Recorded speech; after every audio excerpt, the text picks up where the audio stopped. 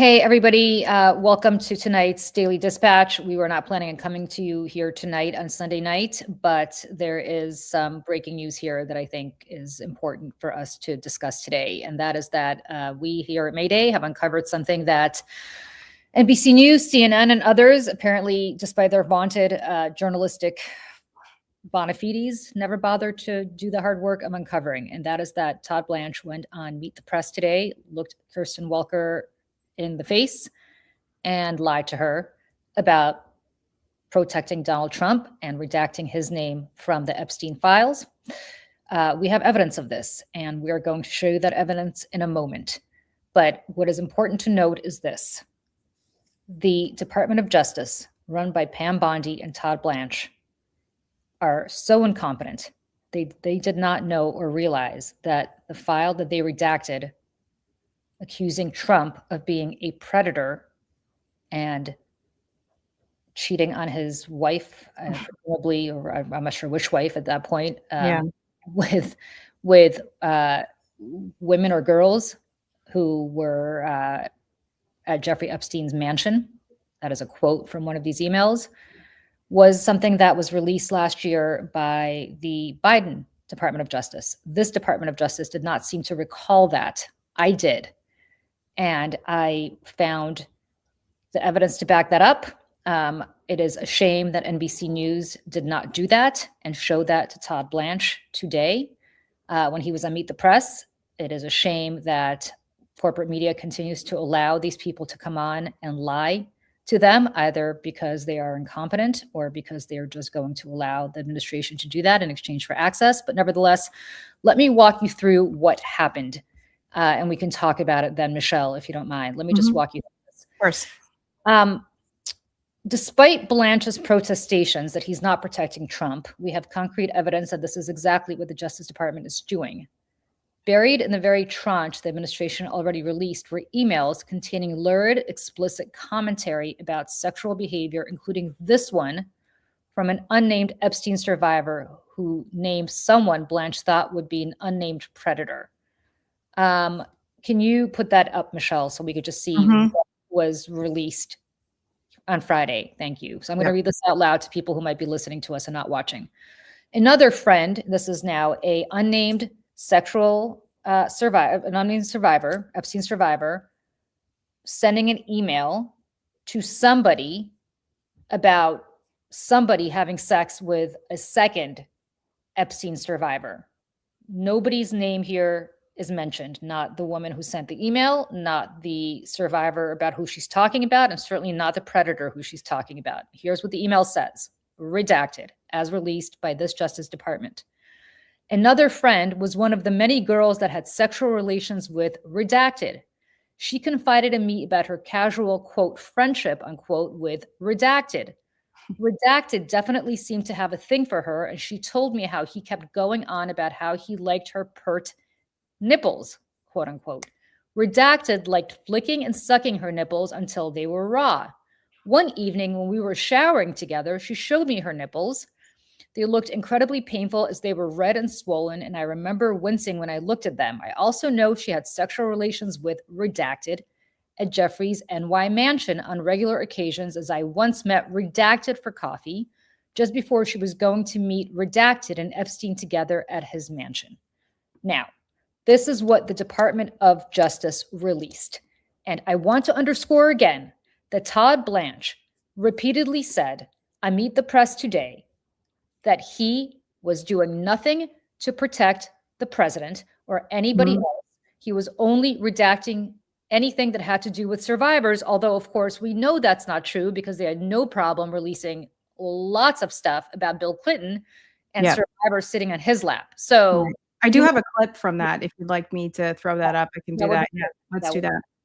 Mr. Blanche, I want to follow up with you on what you just said. You were referencing the 15 files released Friday. They disappeared from DOJ's website yesterday, including this photo of what looks like a desk with a drawer open containing photos of Donald Trump. Just to be very clear, to put a fine point on it, why were these files taken down? You're saying it was at the direction of a judge? Well, you can see in that photo, there's photographs of women.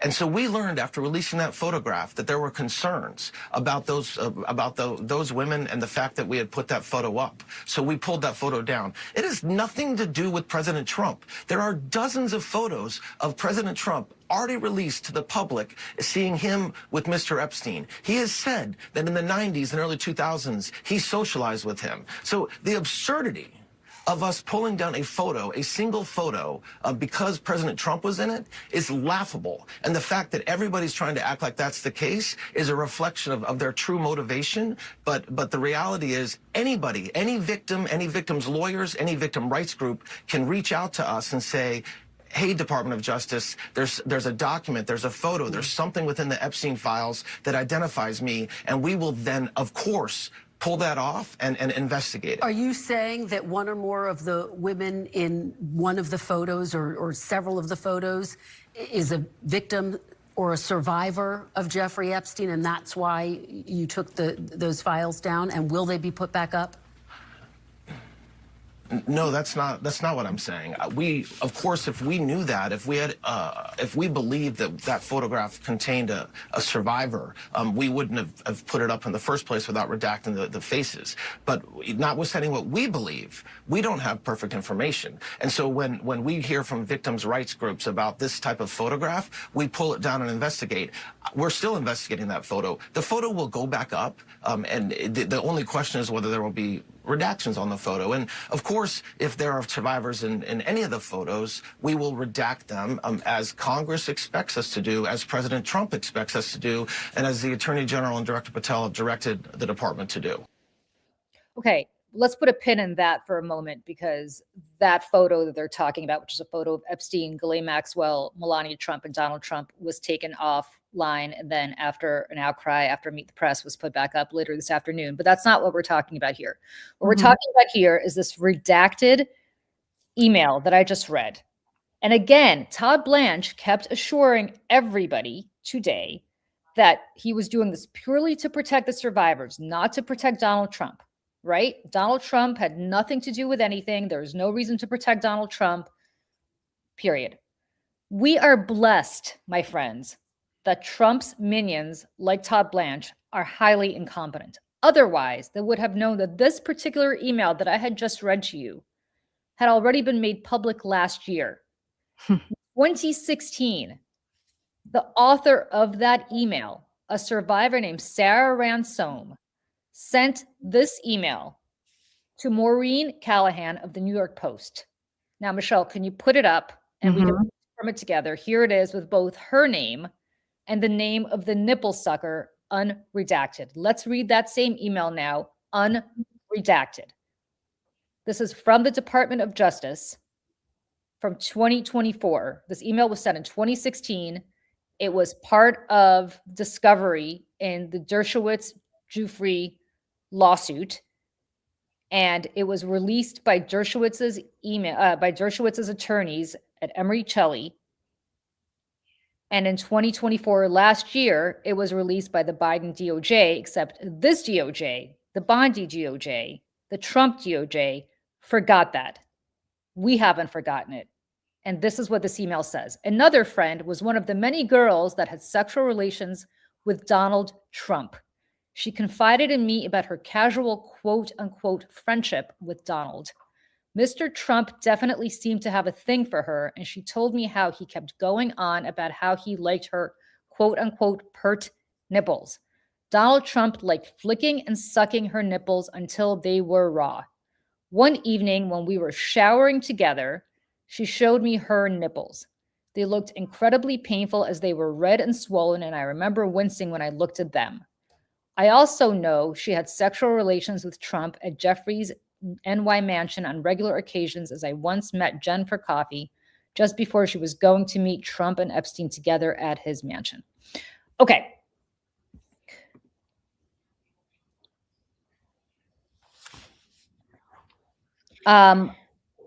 There's so much to unpack here.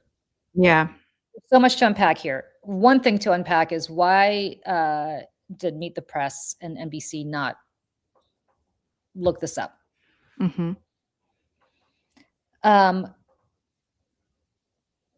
Two, why is it that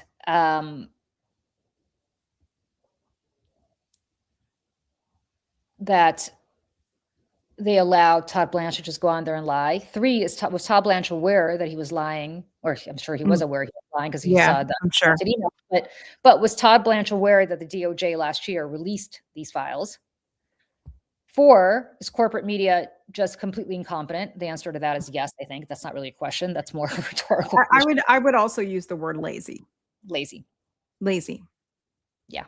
Unimaginative, uncreative. I mean, at all. Yeah.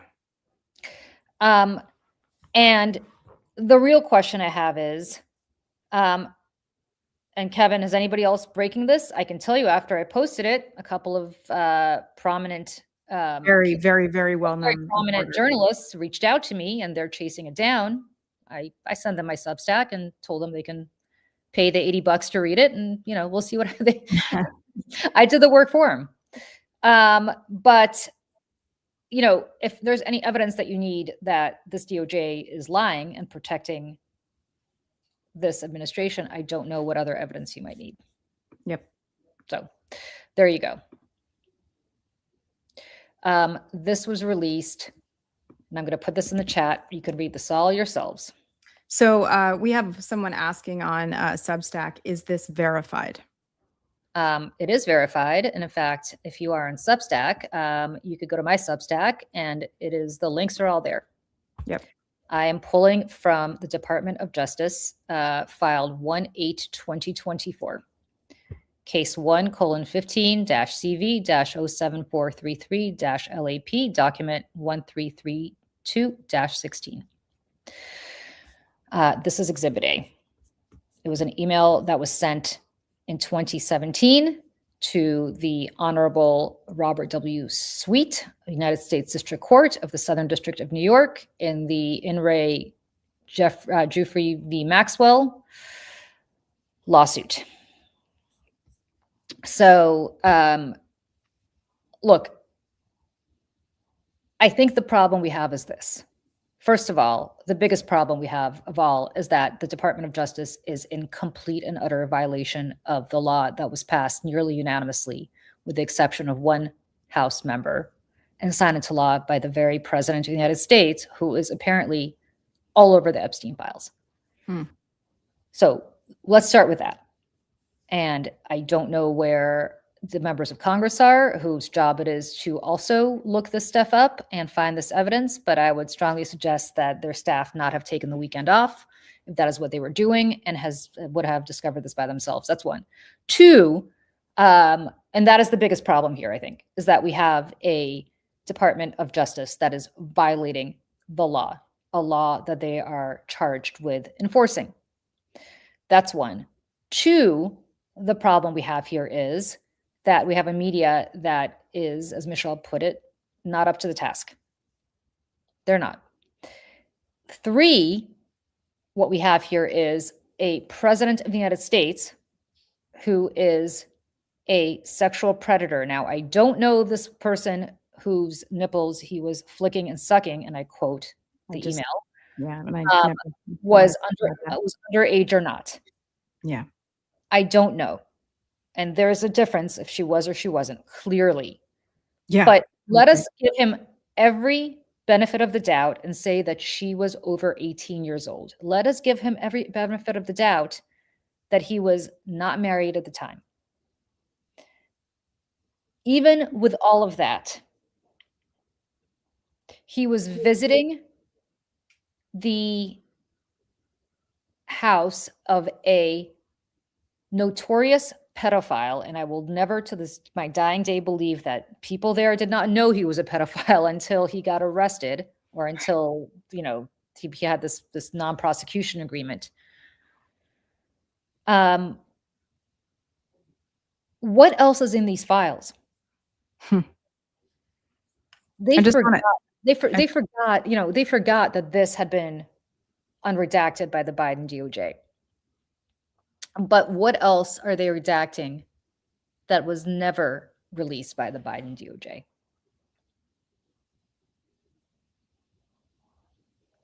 Yeah.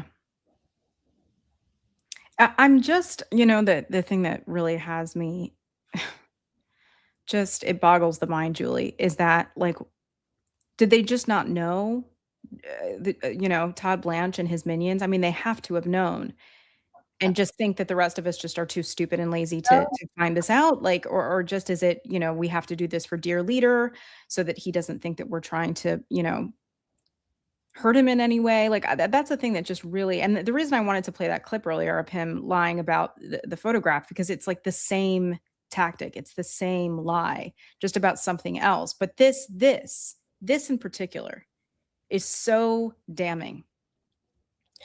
So damning. Yeah, I want to say this about the clip that you just played. So what's interesting about the clip that you just played is that the photograph that they pulled, that they put back up today, precisely because Kristen Welker, I think, asked the right question, which is, why would you pull that photograph down? Does it have any survivors in it? I mean, unless you think that Melania Trump is a survivor,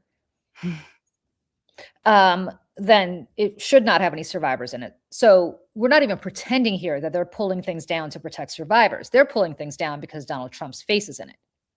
Yeah. And then when they got busted, they put it back up. Oh, whoops, never mind. I mean, their incompetence is what gives them away. That this is a massive cover-up. I mean, that's the thing. It's like this whole thing is a massive, massive cover-up. Yeah. And, I saw that Thomas Massie and Ro Khanna, introduced articles of impeachment for Pam Bondi. I mean, obviously we know that's not going anywhere, but like at least someone's calling it out. But it's just stunning, Julie. I mean, when you called me tonight with this, it's hard to find words, honestly. But again, like, it's just proving exactly what it is that we all have been suspecting all along, right? Yeah. It's I don't want to belabor this, and we don't need to stay on here too long, other Yeah. than Michelle, to just say this. This, what Michelle has up on screen right now, is the redacted version. Mm-hmm. And this is the unredacted version. Now, again, the unredacted version was unredacted because it was part of discovery in the Virginia Giuffre, Alan Dershowitz lawsuit. Right. And Alan Dershowitz sued her, right? Alan Dershowitz sued her for defamation. Right. Now, she is no longer with us, very sadly. Alan Dershowitz is. Somebody ask Alan Dershowitz what was going on here and how long he's been sitting on this. Somebody asked the media why this has been out there for a year. Yeah. Just sitting there. Yep. In plain sight. I mean, and that's the thing, is like, the kind of stuff that we expect, and I don't even want to say hope for, because we expect this from journalists and legacy media to be able to use their research teams that they have at their disposal, right? To do the digging, to do the research, to connect the dots. And it's truly stunning to me that no one has, that you had major journalists reaching out to you tonight is just what? Yeah. Yeah. Yeah. Yeah. I'm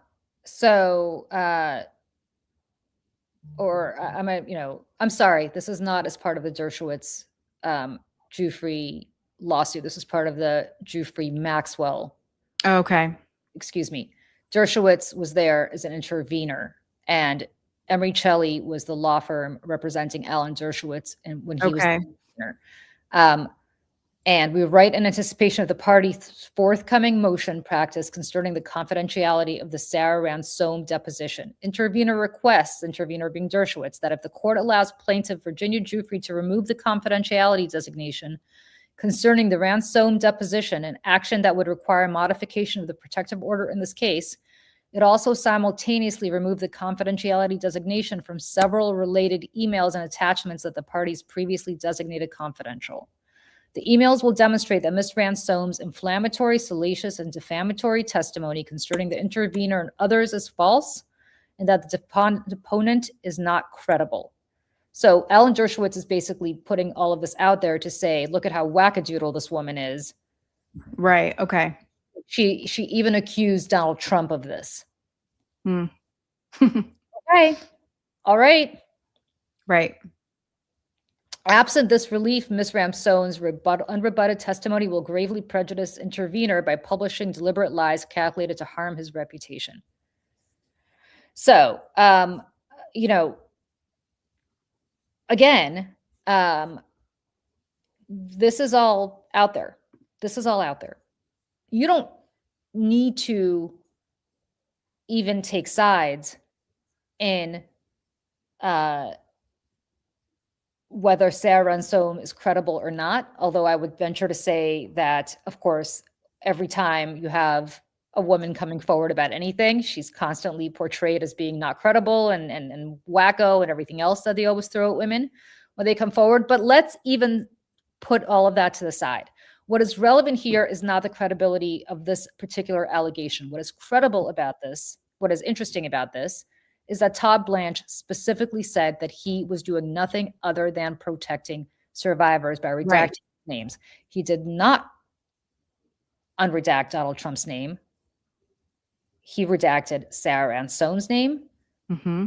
Well, no, I'm sorry. He did not redact Sarah Ransome's name because you see Sarah Ransome's name there on the bottom. Oh, yeah, there it is. Yep. So he did not redact Sarah Ransome's name. He just redacted Donald Trump's. Mm-hmm. And it's funny too, not funny, but I mean, he specifically says nothing here is to protect Donald Trump, when we know that everything is to protect Donald Trump. And the survivors are not something, these are not a group of people that these people give a shit about. The survivors to them are a liability. Well, of course, because if they gave a shit about them, Sarah Ransome's name would not be there in parentheses right below this email. Exactly. Right? Exactly. Like nobody has a problem putting out Ransome _ 000296. Yep. They have a problem putting out Donald Trump's name. And the reason they have Sarah Ransome's name is out there is as a warning to Sarah Ransome. You gave up Donald Trump. Now we are going to screw you. Yep. It is open season on you. Understand the just insanity of this. Yeah. Understand what they're doing here. Because if you read through Sarah Ransome's unredacted emails, or even the redacted emails, although I don't know if they release those, but if you read through that tranche of emails that, if you go to my Substack, I linked to it, that the DOJ released last year, you have a woman who is terrified. She puts all this out there. I'm just going to read to you one thing, okay? Mm-hmm. She puts all this out there. And she puts out, so she had been sending emails to Maureen Callahan at the New York Post. And she sends this email after sending all of these emails throughout the fall to Maureen Callahan. And the last and final email she sends is, "Dear Maureen, I have spoken to my family at some length this morning, and I would like to retract everything I have said to you and walk away from this. I shouldn't have contacted you, and I'm sorry I wasted your time. It's not worth coming forward, and I will never be heard anyhow, and only bad things will happen as a consequence of me going public, and I know this to be true. This will just create pain for my family, and I and they have already helped me pick up the pieces once before, and I can't ask them to do that again. I'm disappointed that you have made little contact or didn't do anything to help me this week, as it has been a little terrifying for Peter and myself." I don't know who Peter is. I assume maybe your husband or boyfriend. "But I understand your stance, and we managed to get through it. Perhaps if I was in your position, I would have done the same, ? I guess one person can't make a difference. I wish you the best of luck in catching Epstein and company. Regards, Sarah." These women were terrified. Yeah. Rightfully so. Rightfully so. And Donald Trump and Todd Blanche and the Justice Department know that they're terrified, which is why they decided to send her a message, or perhaps get revenge on her by put that email up, the redacted email, Michelle, if you don't mind. Of course. By putting up, redacting the perpetrator's name, the nipple sucker's name, who we now know is Donald Trump, but in parentheses, putting ransom so that everybody on earth knows who made that allegation. Mm-hmm. So that it is open season on her. Yeah, of course. Having seen these emails and knowing that this woman was scared. Yeah. I mean, this is what he does, right? I mean, it's everything is some sort of, dog whistle or putting a target on somebody's back, whether it be an entire group of people, whether it be one person. I mean, this is their MO always. So of course that they're doing this again. And with somebody like this, especially saying, bro, we'll make an example of you. And also, can I just comment on just the nature of this email and how absolutely abhorrent and disgusting this is, to just the nature of of the act and the accusation of what he was doing to her nipples and everything, is just so I feel physically ill. Every time you say the words pert nipples, I want to throw up. I mean, listen, again, I don't think you need to necessarily, there are two factors here, right? One is what you just said, which is the nature of what was taking place at Epstein's mansion. Humanizing. Who you believe, who you don't believe, who the survivor is, who the survivor may not be. All of that, I think, is something that we should spend all day, every day discussing and centering. I hate that word, but I'm going to use it here because there are real women who, many of them were girls, now women, who were deeply, deeply harmed by these predators. Mm-hmm. Okay? So that's issue one. And I want to remember that on a daily basis. And I want all of us to just remember these women, and not any one of them, much like not any one of us, is the Virgin Mary, and therefore not any born without sin. And so therefore, every time they try to discredit these women, just remember that they will find something to nitpick at, to try to disgrace these women, to try to make these women intimidated, to make sure these women don't come forward because they don't want their reputations further destroyed, or they don't want their children to know, or they don't want their husbands to know, or they don't want their parents to know. And they're counting on that, and they rely on that. And that happens day in and day out with every single rape claim that you ever see in this country. Yep. So that's one. And I want to put a pin in that because I think that's something we need to come back to every single day. But the part that I think is relevant here tonight is that Todd Blanche, the Deputy Attorney General of these United States, went on Meet the Press, the flagship news program of NBC News, looked Kristen Welker, the moderator there, in the eye and lied to her about who he was protecting, while putting Sarah Ransome's name in parentheses at the bottom and redacting Donald Trump's name, and that nobody called him out on that. And Michelle, I'm going to say this right now. I am positive that tomorrow or the next day, you're going to see a lot of people picking up the story. I would like it noted here tonight that Mayday Network broke this story. That's all. They can credit us for it. As many people as possible should talk about it and read it, but I want us to be credited for it, please. Because we have not yet even launched. We're launching in January, and this is the kind of reporting that we're doing already. So I would like that noted, please, to anybody who is thinking about running the story and taking this reporting. Mm-hmm. And I will have more on that tomorrow, by the way. And I will have another Substack following up on this because there's other stuff here that I want to talk about. Yep.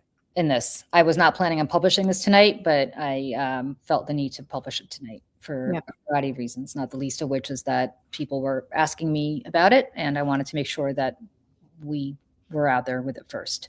I just want to add something, Julie, too, and I know we're launching this independent media company early next year in January. So what I'm about to say might sound self-serving, and I don't mean it to be, but this is why. What we showed you tonight is why independent media is incredibly, incredibly important in this moment that we are living in, because we cannot count on corporate media to do it for us, to be the truth tellers, to take risks. Why? Because they have people who pay them sitting in boardrooms, or billionaires who are, you know, owning conglomerates now, because it's, how many mergers can we Yeah. get to until literally two people or one person owns literally everything?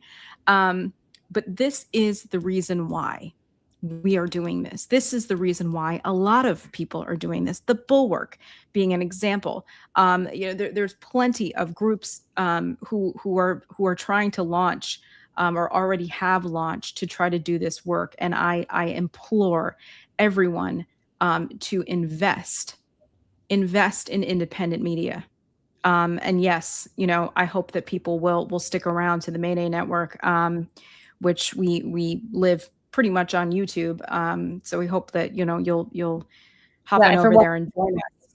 If you're watching us on Substack tonight, please do follow us on the Media Network on YouTube. I decided to have Substack to run this on Substack tonight also, but Michelle and I are here every morning at 8 a.m. Eastern, and we are doing this on YouTube. And we'll be back here tomorrow morning at 8 a.m. Eastern to continue talking about this really, really important breaking story. Yeah. So, okay. On that note, I am going to go back and finish writing for tomorrow, because I had to hit send on this earlier than I wanted, not because I didn't have the reporting down. I did, but I was going to not do part 1 and part 2. I was just going to put everything together in one, but I'm going to go write part 2 of this. Yeah. For Substack for tomorrow, look for that to go live at 8:30 tomorrow morning. At 8 a.m. tomorrow morning, Michelle and I will see you right back here on Media Network. There is one big takeaway tonight. This Department of Justice is violating the law that the President of the United States signed into law by redacting the name of at least one alleged predator. And his name is Donald John Trump. And here's the evidence in black and white. On that note, everybody have a good night as much as you can after seeing this disturbing news. Maybe we will see if some cable news or other mainstream media might want to pick this up tomorrow. Maybe, maybe not. We are here for you. We will keep digging and we will keep breaking this for you. This is what we do. The advantage to our background is, besides Michelle's incredible, creative, amazing talent, is that I started out my political life 30 years ago as an opposition researcher, so I know how to dig. God bless. God bless. It is a special and very important talent and skill to have. And Julie, thank God for you. Honest to God. All right, you guys. We'll see you all tomorrow. Bye. Bye, everyone. Bye.